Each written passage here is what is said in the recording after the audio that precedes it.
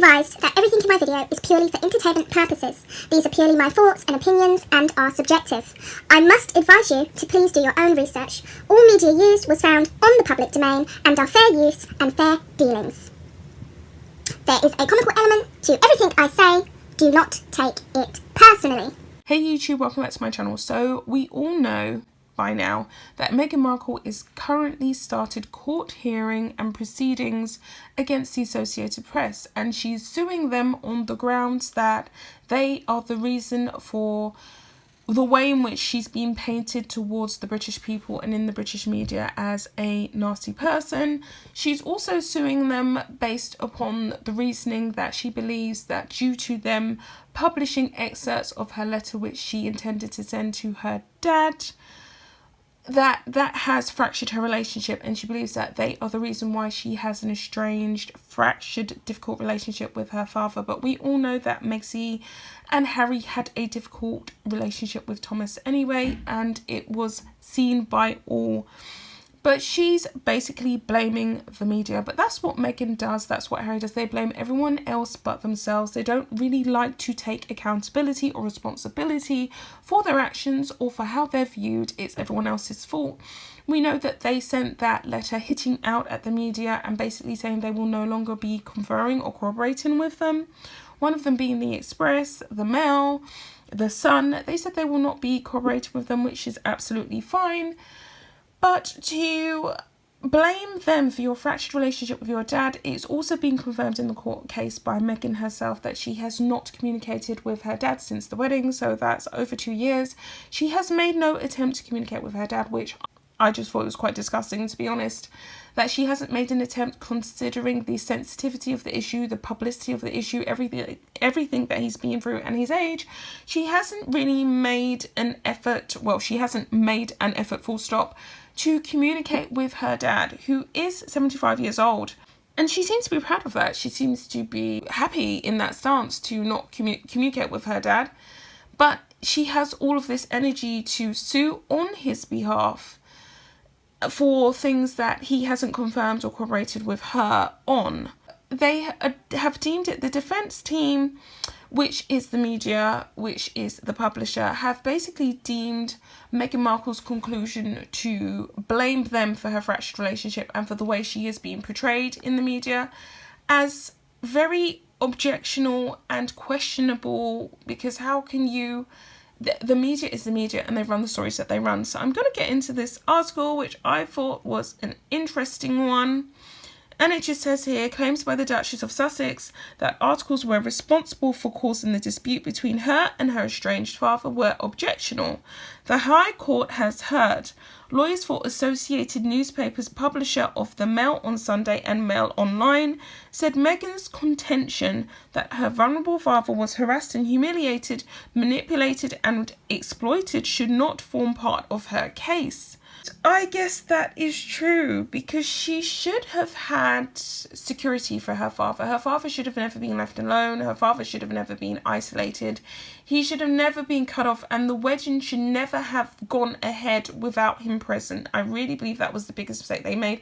It could have waited a bit longer, but Meghan and Harry insisted that it was rushed. It was a rushed engagement and it was a rushed wedding, and she didn't really go out of her way to communicate with her dad or make sure that he was in safekeeping like she did with her mum. So it is very it's questionable. The Duchess is suing the publisher over 5 articles, 2 in the Mail on Sunday and 3 on Mail Online, which were published in February 2019 and reproduced parts of a handwritten letter she sent to Thomas Markle in August 2018. It is understood Harry and Meghan will join in to listen to parts of the hearing conducted by her lawyers. At a preliminary hearing on Friday, conducted with the judge sitting in the Royal Court of Justice and attended remotely by lawyers and reporters, the publisher's legal team asked for parts of the Duchess's case to be quote-unquote struck out. Anthony White, QC, representing Associated Newspapers, told Mr. Justice Warby, some of the allegations made by Meghan are irrelevant and not made with a proper legal basis. He also said the allegations relating to her father were made without any attempt to contact him to see if he agrees with them. in court documents prepared for the hearing. Mr. White said the Duchess alleges the publisher was one of the tabloid newspapers which had been deliberately seeking to dig or stir up issues between her and her father. Now, we know that Meghan is not a fan of the Mail Online, or the Mail, so to speak. So we know right now that she has had a poor relationship with them, but Meghan has handed herself to the wolves. Harry has handed himself to the wolves. They've fed them everything that they need to run a good story and to have a salacious headline. Not only that, Meghan's LA circle of friends and Canadian circle of friends have been consistently, continuously, and still continue to sell stories and leak to the media every single week. I have made a lot of content on this channel regarding what Meghan and Harry have done, and literally it's been all organic, and it has just been stories that have been popping up. Every single day there's a story from someone of her camp, either talking about how they're feeling, what they're doing, where they are, their emotional state, and it's just been non-stop ever since they got married. It's been story after story after story, and not good ones. They have, the majority of the case, been negative ones. I don't believe that she can wholeheartedly blame the media totally for this mess that she's found herself in and the lack of likability that she currently has in the public eye. Meghan has a lot of people who really do dislike her, and it's of no secret to anyone. She has quite a few people that like her. A lot of the sugars, we know who they are. A lot of black women stand for Meghan, and I can understand it. She's somewhat of a novelty for them. I'm a black woman. I can't stand for Meghan. I really am not a fan. I don't get it. I just think that she's brought all of this bad negative press on herself, and she's made her bed, and now she has to pretty much lie in it, and she can't really blame the media. The media can only run with what they have, and she's fed the engine whether she intended to or not. That is essentially what she's done, and they've run the stories. So it carries on here. He said it is an allegation of seriously improper, deliberate, i.e. intentional conduct, to the effect that the defendant's motive was to seek to manufacture or stoke a family dispute for the sake of having a good story or stories to publish. This just sounds ridiculous. This is what the media does. This is what they're known for. That is their job. If they do not come up with a good story and they do not come up with some facts to substantiate what they're saying in order to create this honeypot of good news and clickbait, then they don't have a job. They don't make money. So it's kind of like, well, duh. That's what her lawyer said, but it's a duh moment, right? Mr. White argued such complex tests of mental state of the publisher are irrelevant to the claim for misuse of private information and asked the judge to strike out that allegation. He added, in this context, it appears that the claimant has seen it fit to put these allegations on the record without having spoken to Mr. Markle, verifying these allegations with him or obtaining his consent. She admits that she had no contact with him since the wedding. So she's bringing this court case on behalf of her father being exploited, etc., etc. But she herself hasn't spoken to her dad for 2 years. So how does she really know his side of the story? If Meghan pulls herself from out of the sand, she will actually find that her dad is very upset with her. Her dad feels like she hasn't been there for him. She hasn't checked up on him. She wasn't concerned about his health, and he's upset. She has no regard for that. So she's oblivious to what is really going on, it seems.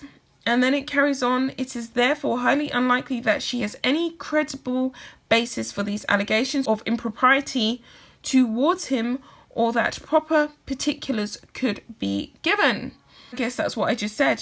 She can't really talk about someone who she doesn't speak to anymore.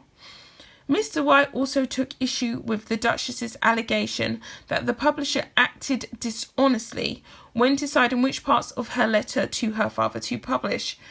The publisher just published the most salacious parts of the letter, let's face it.